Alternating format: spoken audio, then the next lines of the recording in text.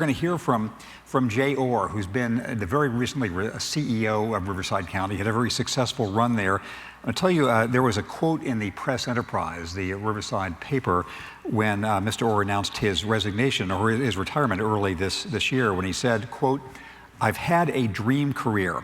I've been a prosecutor, a defense attorney, a teacher, attended the U.S. Naval Academy, and more. How many people get to serve our community in so many different ways?"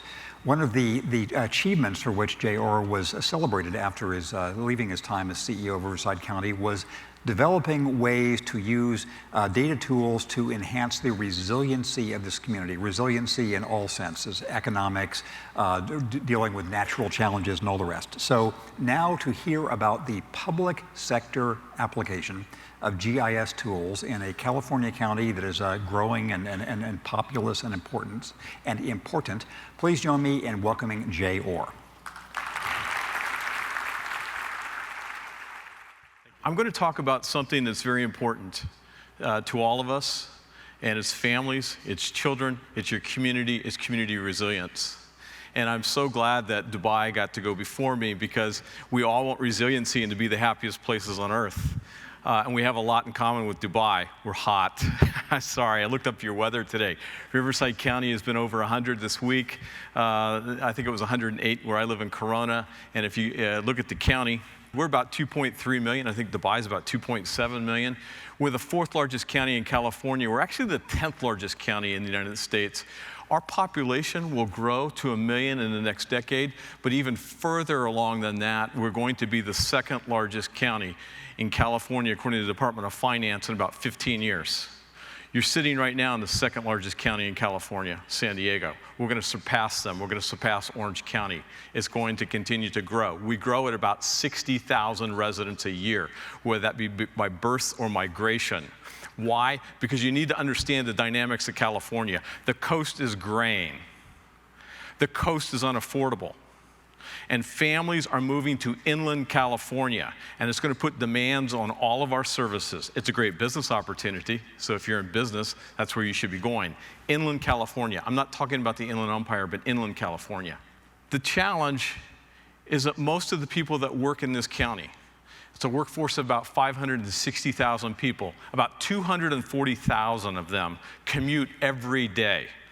And they don't commute necessarily in the county, they commute to another county. They commute to San Diego, the small county called Orange County, or to Los Angeles County. What does that mean? That means they're on the road, as you know, because you know California traffic. If you're from California, they're commuting at least 1 hour per day to get to their work site. And I'm grateful that they bring in higher wages back home. I'm grateful that they work, but what does that do to the family? What does that do to their health? I can tell you what it does. It means we had a crisis in our county of young people being obese and pre-type 2 diabetic. We are in the bottom third of mortality and morbidity. That's not good. And we need to deal with it. Why do you need to deal with it? Because if you understand the dynamics, and you need to understand the dynamics in the United States, there are 10,000 people every day turning 65. And if they are turning 65 at that rate in this country, the boomers are going into retirement and they're leaving the workforce.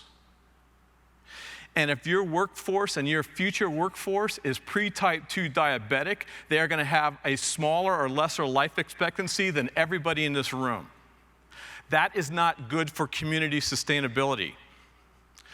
Please be futurist. Please look at demographics in your community, in your country, and understand what we're headed for. We do not have, and I'm going to be a little bit preachy because I don't have to be the CEO anymore. Please understand the crisis that we deal with in health in this country and around the world is a public health crisis. It is how can we be healthier so we can be the happiest cities on the earth, the happiest counties, the healthiest places on the earth. And our intake of sugars and carbohydrates and becoming pre-type 2 diabetics is not going to work, because that new workforce will have a lesser life expectancy than you. That was the challenge, so I partnered with the Inland Empire Health Plan, and Dr. Sales is here from there, the Chief Medical Officer, partnered with Dr. Johnson, who's here from Claremont Graduate University, and we formed the Community Translational Research Institute, and partnering with the Board of Supervisors in the county, we started with a program to attack type 2 diabetes in our community. What did we find in our research? We found that our type 2 diabetes was actually twice what was reported to the Center for Disease Control. But I'm not here to talk to you about diabetes today. Because about a year ago, I saw a film, and I wish you could see that film, called Resilience. And it was about adverse childhood experience. Because I had to ask, is the problem deeper than just sugar intake? And I think it is. Early childhood experiences, both good and bad, have a large impact on our lifelong health. They even affect how our brains develop. Positive stress, like meeting a new caregiver, is a healthy part of early childhood. But negative or adverse childhood experiences, like abuse, neglect, or parental substance abuse, can create toxic stress. And toxic stress, built up over time, has been linked to poor health conditions later in life, like obesity and heart disease. But there are steps we can take to reduce the impact on our children's health. Building strong, safe, stable, and nurturing relationships and environments, both at home and in our community, can help prevent adverse childhood experiences and encourage the healthy development of our children.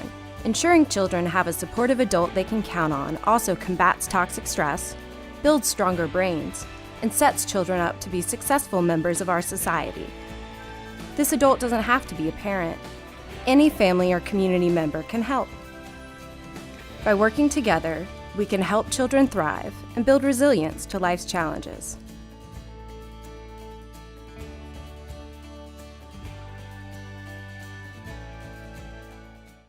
And we'll get to this data. But I want you to hear one thing. All it took and all it's going to take to solve this problem is building strong families and strong communities as children navigate adversity in their life if they have an adult mentor. So just remember that one thing. How did this come about? In the mid-90s, there was a doctor in San Diego County, right here where you are today. And he was with Kaiser, Dr. Vincent Folletti. And he was running a weight loss clinic. You have to understand Kaiser, if you're not familiar with Kaiser, we're dealing with San Diego Kaiser patients. 75% of them had bachelor's degrees or higher. They were from middle America to upper middle class America. That was the population group he was with. Yet 50% of his patients would drop out of his clinic. And he began to survey those patients to ask, why are they dropping out? Why are they not being successful? Why are they obese? And what did he find out? He found out that 50% of his patients had been sexually abused.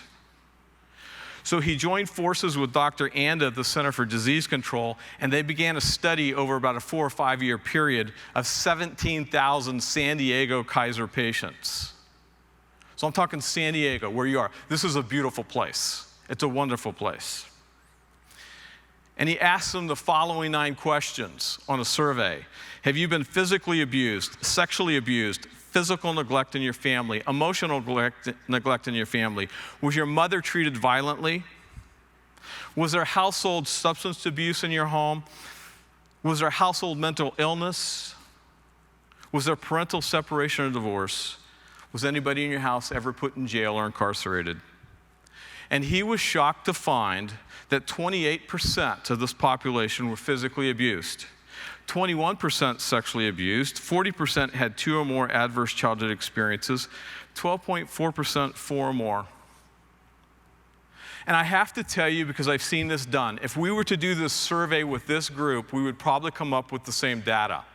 The difference is, for many of you, is that you had an adult mentor help you navigate your childhood, so the toxic stress didn't affect your brain development. But for a lot of people, that's not true.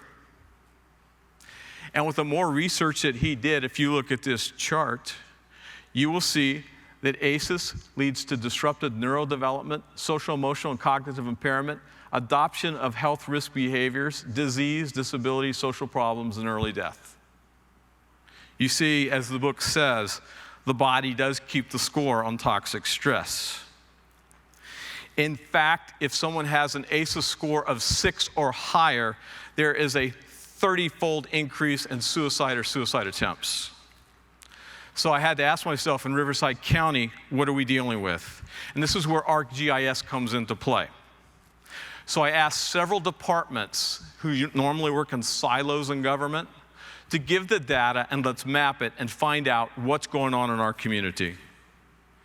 First, we went to the Public Health Institute, which is an Esri user as well.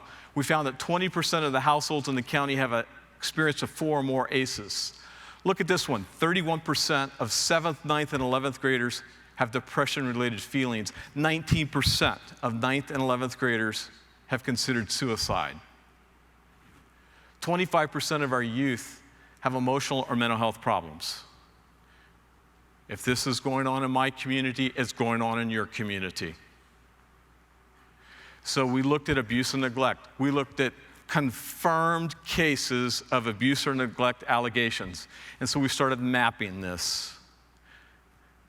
And we see some patterns. The red is not good. The white's good.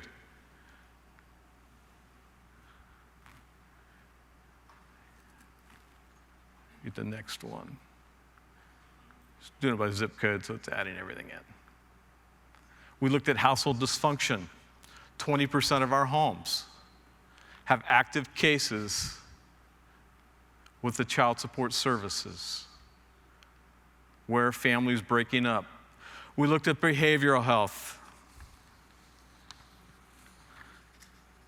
And in behavioral health, we know that 47% of our cases have a history of trauma, 28% are youth, 0 to 18, and 35% have both a substance and mental health issue. Are you seeing the patterns? The same neighborhoods that are coming up in the red? And these are from different departments in the county. And then we looked at probation. Who's monitoring those people who have violated crimes or who have been incarcerated? We see the same patterns. And we looked at poverty. Who's below the poverty level?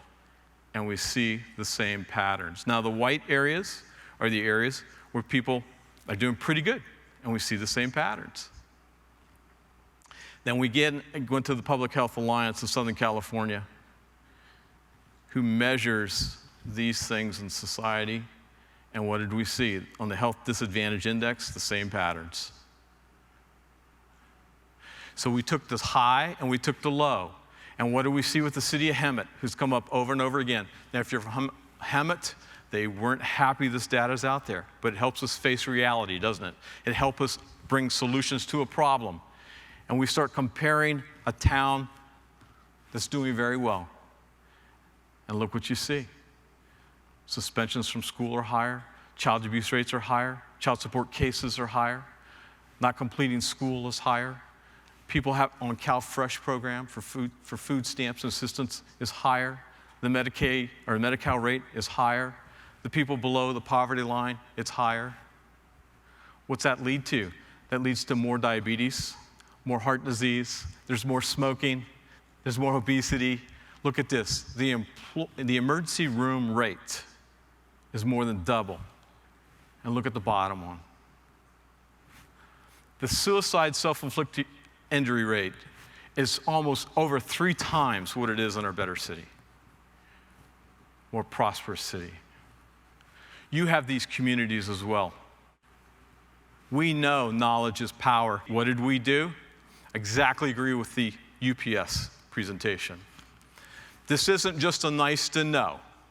It's a call to action. It's a call to action to get 29 people together in our community, because this problem cannot be solved by government. This problem can only be solved by government, community-based organizations, and industry and education getting together so that we can have trauma-informed best practices, strengthen families, and provide the resources that are needed. What's the resource? It's programs that encourage strong mentoring so children know how to navigate adversity. You are all senior executives in America, in the world. So go and ask yourselves, do you have a trauma-informed wellness program? Not just employee assistance. Is it trauma-informed? Ask yourself, if you're in government, do you have a trauma-informed practices? Trauma-informed education? I bet you don't. One, because this was discovered in the late 90s. Two, I could be wrong on this, but I read it, and I have some doctor friends here that might chastise me later, but I believe this to be the case. Most doctors, if not all doctors, I'll say most because some do not screen for ACEs. It's not billable, and doctors don't want to ask the questions. Yet we know we can improve the health of America, we can improve the health of the world if we put these trauma-informed practices in place to create resilient communities, resilient families. Why is this important? If you're in business, your business depends upon it. Community sustainability is all our business. So the challenge I give you is this. Go back and do this ArcGIS analysis in your community. If you're a business, see how you can support trauma-informed groups and groups that are building resilience in your community. Because we do want to be the happiest places on earth to live. We want to, as Kaiser would say, and I'm not representing Kaiser, but we want to thrive. And when you thrive, everybody thrives. So thank you for letting me present this to you.